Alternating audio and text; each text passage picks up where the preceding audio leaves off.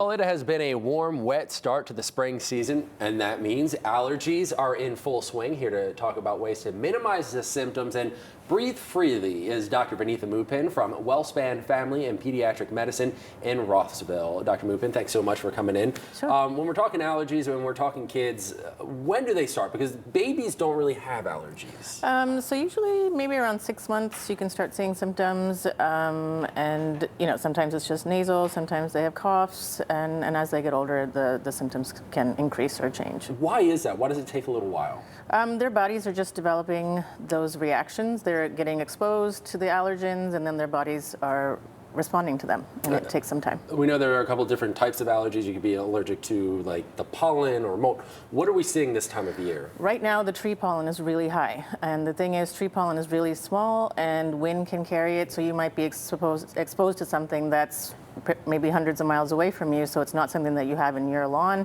but it could be from somewhere else, and tree right now is just really, really peaking. I guess when you look outside, you see the trees blooming, and so you kind of know what it is. Right. As parents, obviously, we want to try to minimize the symptoms. We don't want to see our kids suffering. Is there anything that we can do to help? Yes, so when they're done playing outside, when they come in, change their clothes, give them a bath. If they need their medication, sometimes they need nasal spray, sometimes they need their allergy meds, sometimes they need eye drops, depending on their symptoms. So I would talk to your doctor regarding what their symptoms are, and then go from there. Yeah, I try to. I don't even know if it helps, but sometimes when they seem to be really bad, I just try to keep the windows shut in my house. Yes, so keeping the windows shut, having the AC on instead of the fresh air is probably the best, and maybe a HEPA filter at home to get those allergens out.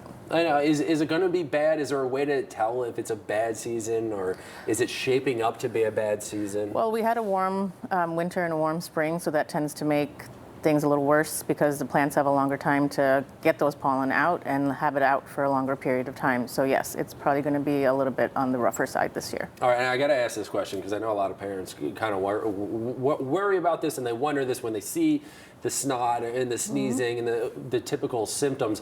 How can you tell the difference? Can you tell the difference between maybe a cold or allergies? So colds usually last for a very limited amount of time. Allergies are going to be there until the allergen goes away or decreases in the environment. And then you also go by symptoms. Sometimes colds have fevers and stuff. Allergies tend to not.